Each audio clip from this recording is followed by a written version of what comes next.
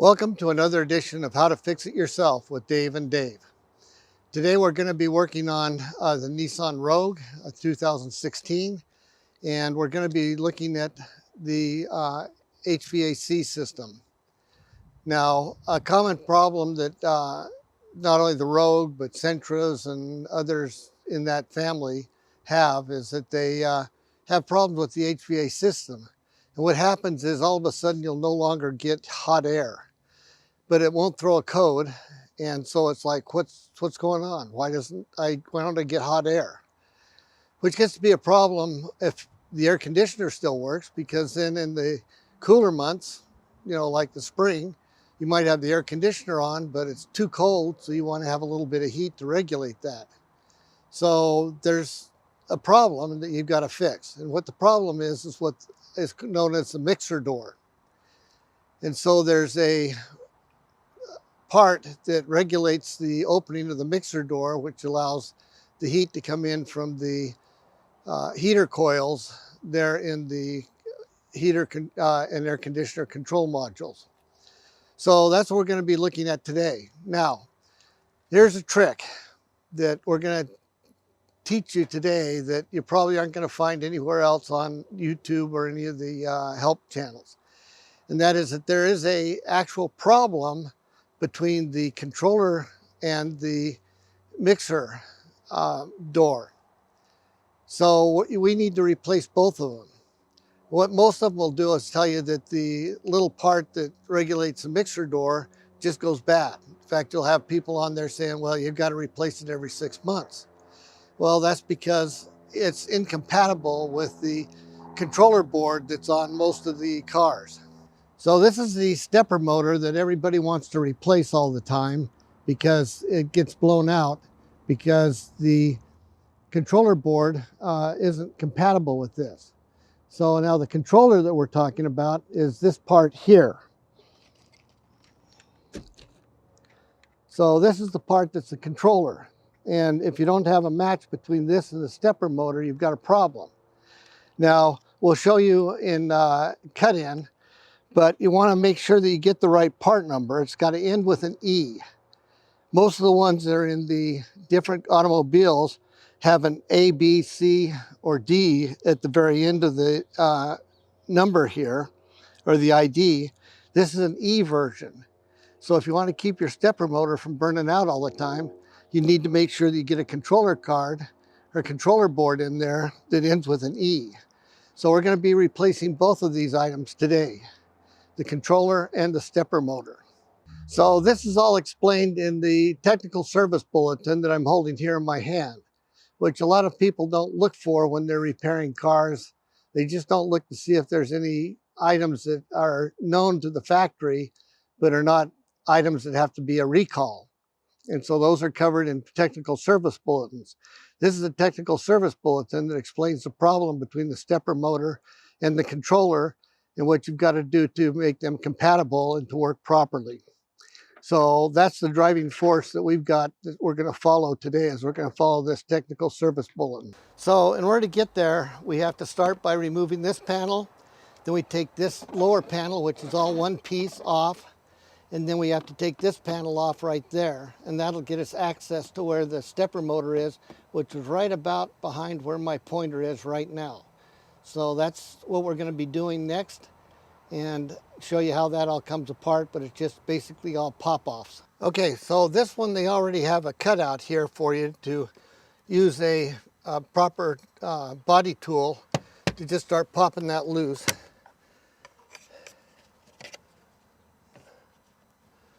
Come on, there we go. And that comes off, and then we can start working this one off here. Okay, now depending upon how you want to do it and how tight it is and how much you can squirm around, you can leave these two guys in place if you want, but it's easier if you go ahead and take it off. There's just two screws back here and here to loosen this little bracket up so you can take the whole panel out. Then you do have some electrical connections up here that you do have to disconnect. So we're going to go ahead and do that. and then we'll be back with you after we get that done. We showed you how to take off many of the kick panels and the plastic parts. One that we didn't talk about, and I want to make sure that we do that now that we've taken it out, is it gives you a lot more room in there to be able to get at that screw, because it's kind of almost hidden behind a metal support piece that's welded in place. And so you really want to take this off as well. So be sure you take this off, and that'll make your job of getting at that screw a lot easier. So this is the actuator that we put in. Actually, this is the one we took out. We've already got the other one in, but I wanted to show this clearly what's going on. So this is the actuator. It goes into the heater core in this direction. This is a hex head that slides in. You might have to twist it a little bit to get it to line with the flats so as it'll go in. I mentioned that you want to put a little bit of grease on here so that it goes in a little easier and has a little bit of flexibility to it. Now this is held in place by 2 screws. So there's a screw at the upper corner and at the lower corner, and there's an alignment pin that goes into this one here. And so if you're having trouble getting it into place, you might have to just rotate it just a little bit to make sure it hits that alignment pin and goes in and is flush before you start putting the screws in. If you don't have it in flush before you put the screws in, you might break something. So make sure it's seated in there nice and flush. And then you've got the 2 screws, this one here at the upper corner and this one down here at the lower corner. Now, in order to make that a little easier, what we do is we take some silicone paste and fill this hole and this hole with the silicone paste. And that way, once you get it in place, you can hand set the screw into the hole here and down here, and that paste will hold it in place while you get your screwdriver on it, because it's a little hard to see, and you want to make sure that the screw stays in place while you're putting it in. It'll save you a lot of headache to make sure that that screw is sitting in that hole right there and is not moving around when you try and get your screwdriver on it. So that's our advice in terms of easing your putting this in place. The next step we're going to do is we're going to go ahead and replace the controller with the new controller, the proper controller that should be in here now. As we mentioned earlier, this is a replacement controller with a E after the serial number. We'll put that down in the description. As you can see, it's a fairly straightforward operation. There's just a couple of clips and a couple of guide pins that just need to be popped. So it just pops out, replace the connector and put it back in place. So that's what we're going to do next, is go ahead and replace this. So first off, we're going to go ahead and get underneath here, there you go, and pop this first clip loose. If I can get in there.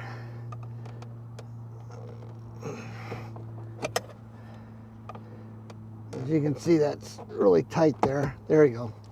So once you get that first one loose, then it should be easy to get the second ones loose, and then it just comes out like that. Then we'll need to go ahead and release this guy right here. The clip is down under there. Okay. Oh, and there's another clip I forgot about. It's always good to actually see what you're doing. Another one right down here. And this clip pin is there. Okay. So then this one comes out right there. So that takes it out, and we'll put it back in. What we need to do is we need to pull these 2 screws and take this airbag indicator off of there and put that into this one here. So we'll go ahead and do that. We don't need to film that. You guys can see how to do that. Just pull the 2 screws and just swap it out. So we'll do that, and then we'll be back and put it in. So now that we've swapped out the display board for the passenger airbag sensor, we'll go ahead and plug the 2 connectors back in. And yeah, you can pull this down out of your way in advance, but at this point I don't want to turn on the engine because there's one more part, one more item we've got to do first, and we'll talk about that here in just a sec.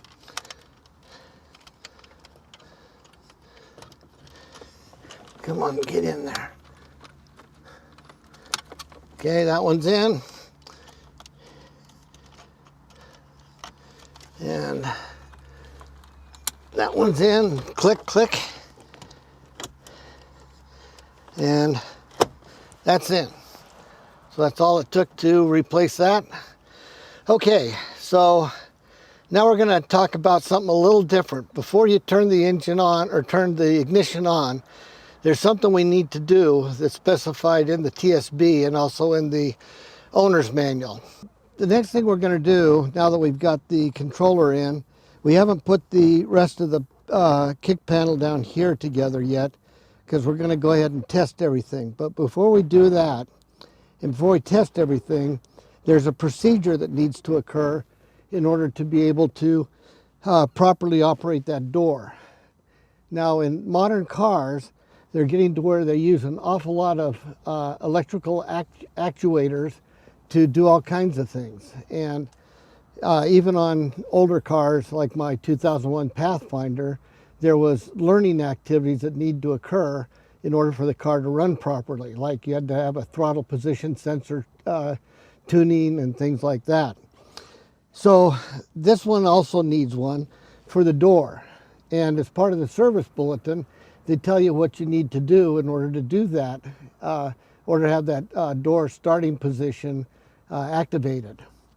Now, normally we like to use, most of us that are, garage mechanics or shade tree mechanics like to use something like this blue driver, which I've used for years, which does a very good job at pulling codes and helping you figure out what's going on. But there's an awful lot of information that is not available through these less expensive readers. And unfortunately, you need to have something a little more powerful in order to actually do the door starting position activation. Now, I don't know what the people do that are on YouTube. The ones I've looked at, they don't say anything about setting that door activator. And so in order to do that, you need something a little more powerful. This is what I purchased, was this X tool. Now, the nice thing about something like this is that it does every car, any manufacturer. Whereas if we were to do this for Nissan, and we purchased the Nissan tool, there we go, and we purchased the Nissan tool, it'd be about $4,000 if they'd sell it to you at all. And then you'd only be able to do Nissan cars, where this will do American cars, Asian cars, European cars, all of that. And it does all the extra stuff that you don't normally get to see.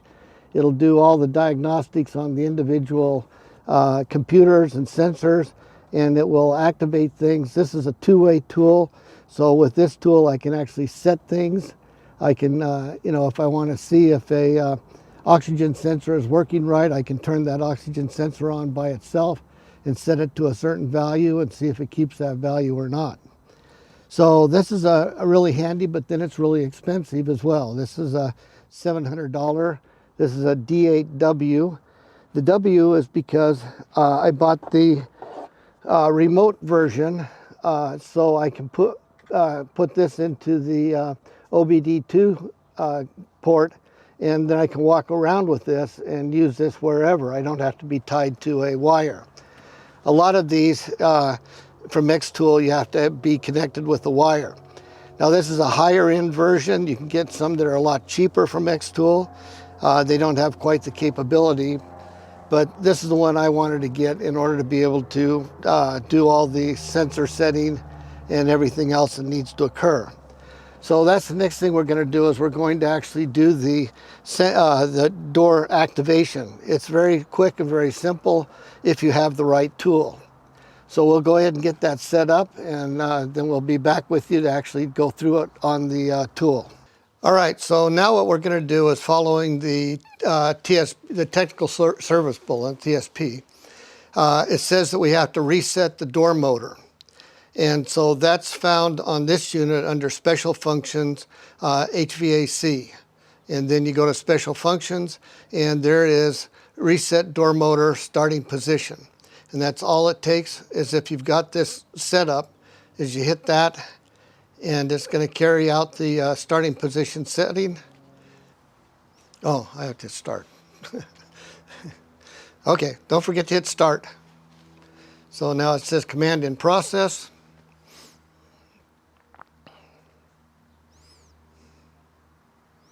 And it now says command completed.